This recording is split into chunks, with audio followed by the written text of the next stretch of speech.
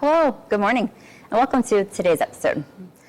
Have you ever hired someone based on a certain set of a description? Have you ever hired someone that you thought would work out, didn't quite match up to what you were looking for, and there's just so much frustration behind it? Let me introduce you to Natasha, who has a strategy for you. Hi. Natasha, hi, welcome. Thank you. Good morning. Good morning. Tell us about you. Tell us about what's going on.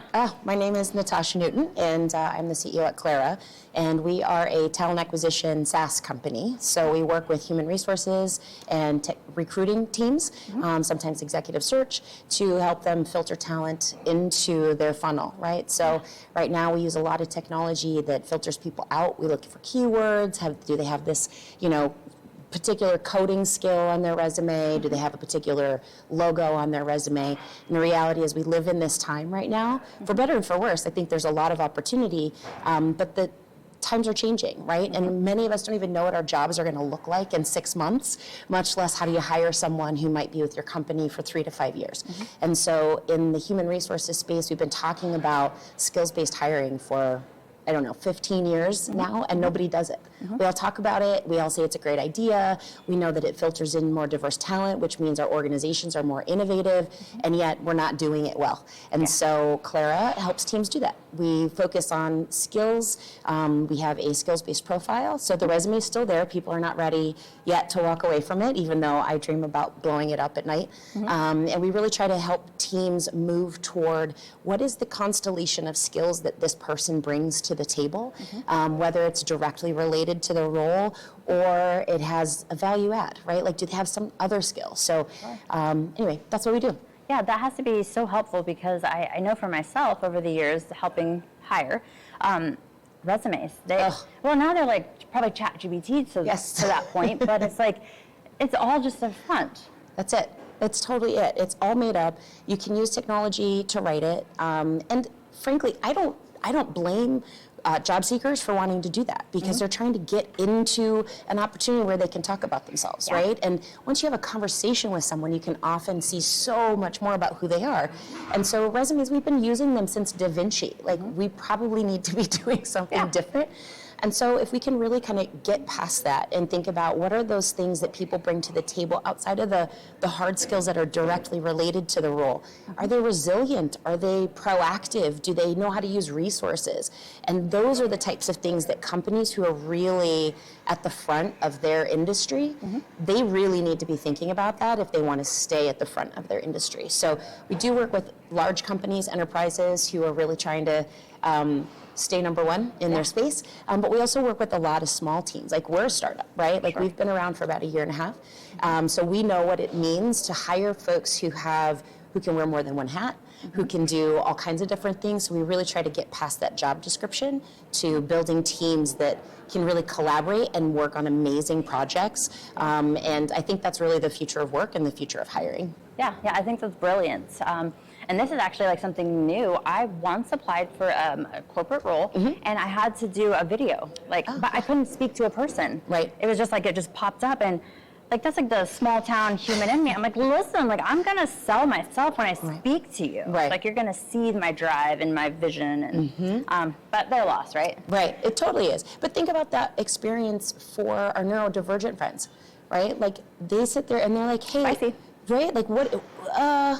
It feels very like deer in the headlights, and you can't redo it, right? But who doesn't redo their Instagram reel or their TikTok video? Like, everywhere, those are rarely first takes, right? Yes. So the reality is, like, some of these technologies are allowing us to get at more information, and yet they're built with bias. And so we really wanted to strip the bias out of it from the beginning. And so we're helping teams really embed equity with the way that we use AI, and it's ethically built, it's ethically deployed, and we try to help teams do better by helping people put their best foot forward and be able to talk about themselves. I mean, listen, my LinkedIn profile is garbage. Like, you look at it and you're like, what does that even mean?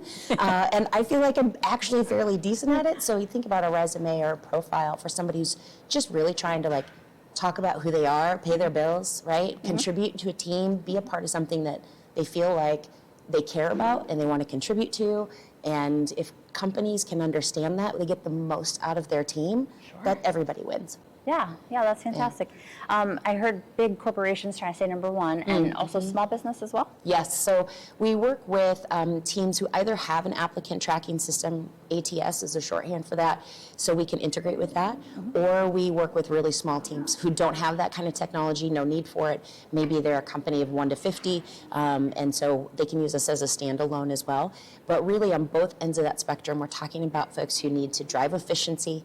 They are competing for talent, and they're trying to drive some ROI. Everybody has to do more with less right now. So if we can get people to ROI on day one, that for us is a win. Yeah, incredible. And so how can we help you?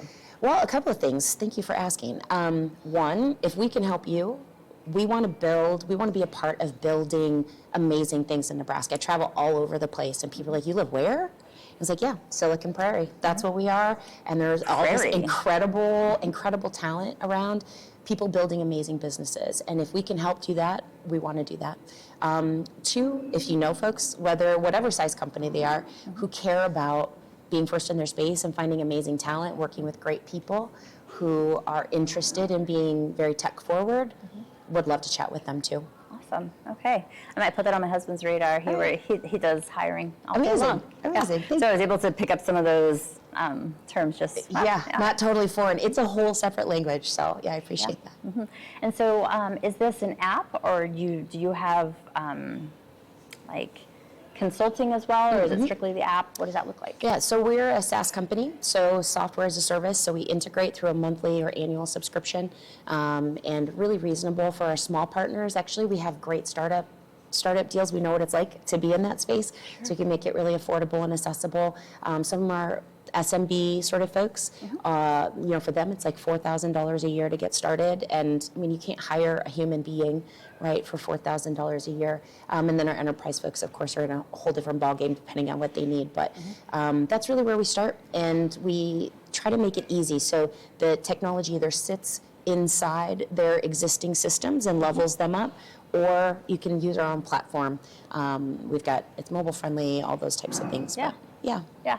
Technology, everyone is just like, I feel like the kids are just being born. They're just like born with this like technology. You are not wrong. The difference between, I'm almost 50, and I remember my freshman year of college, actually my sophomore year of college, I had switched from Baylor University to go home and help take care of my grandma at South Dakota State. And I remember I had to book 15 minutes at the library to get on a computer to email my friends, right? And you did it once a week.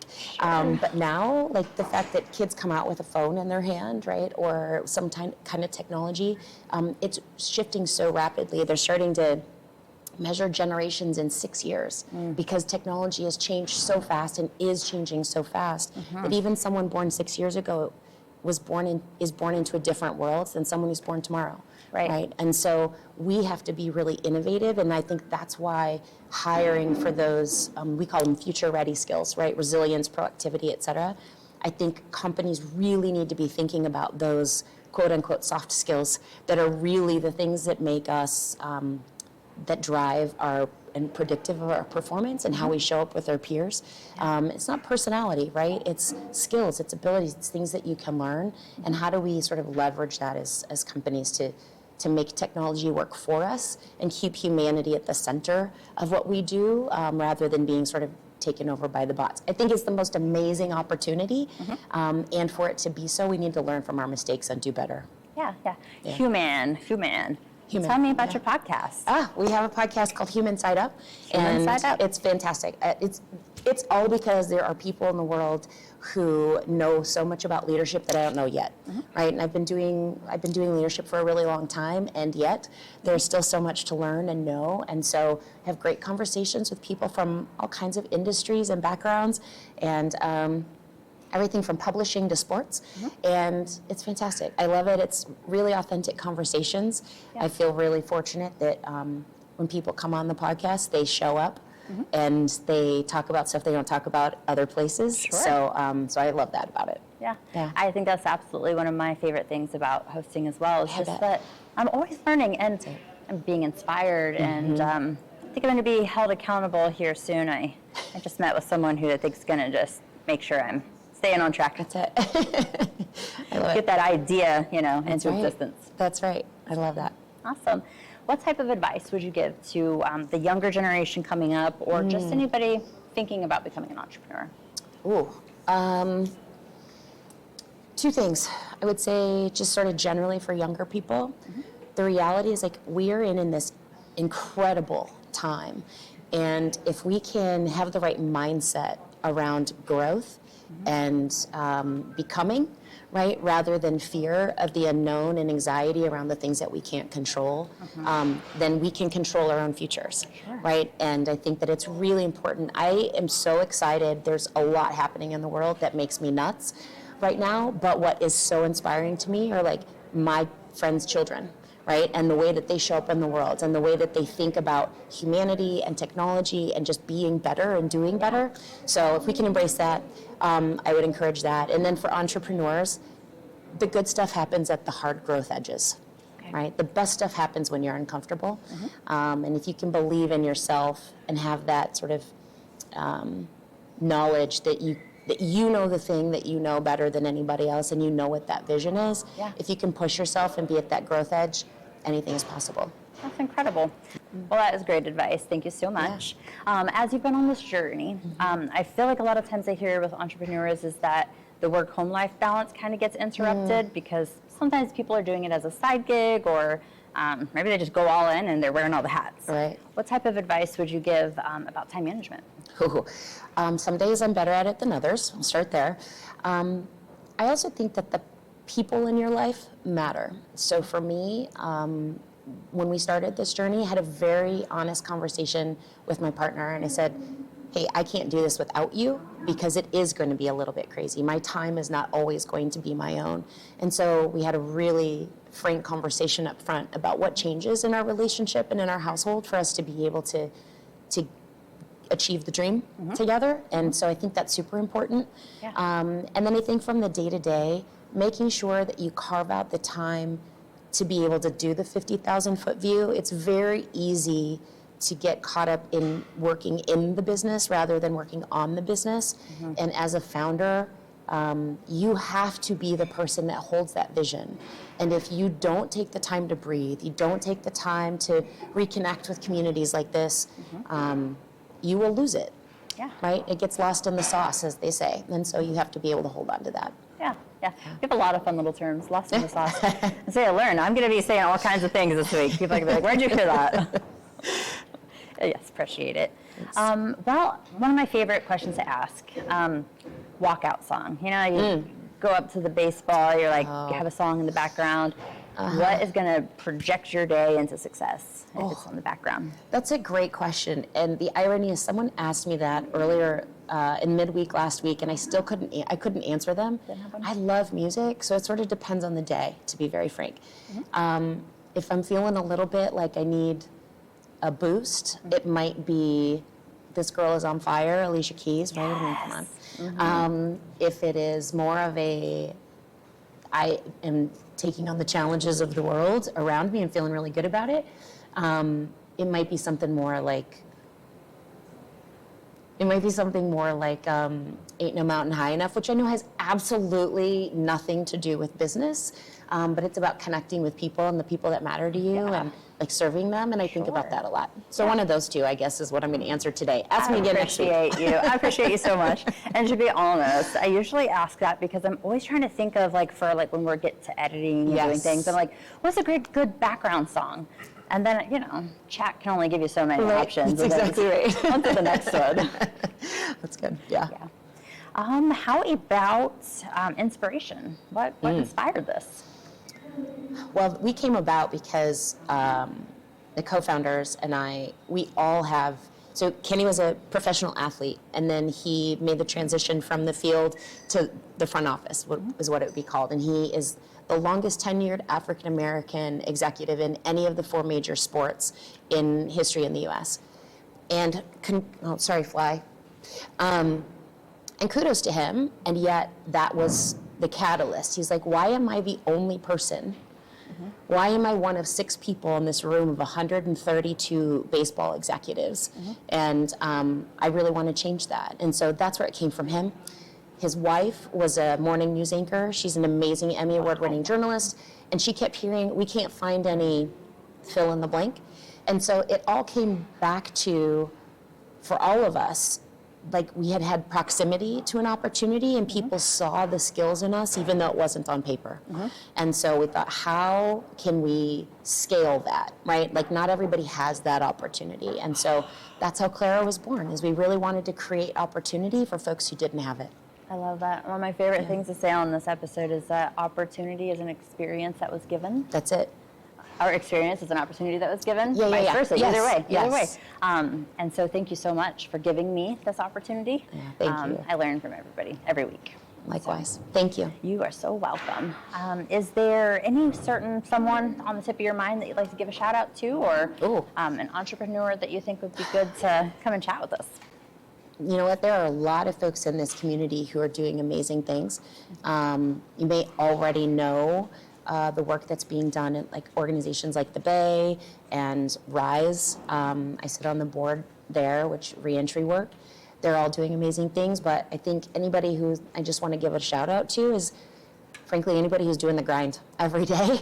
I get a lot of inspiration from having conversations with other people who are at various stages of the journey and lifting up the notion that small business and innovative ideas are what separate us globally.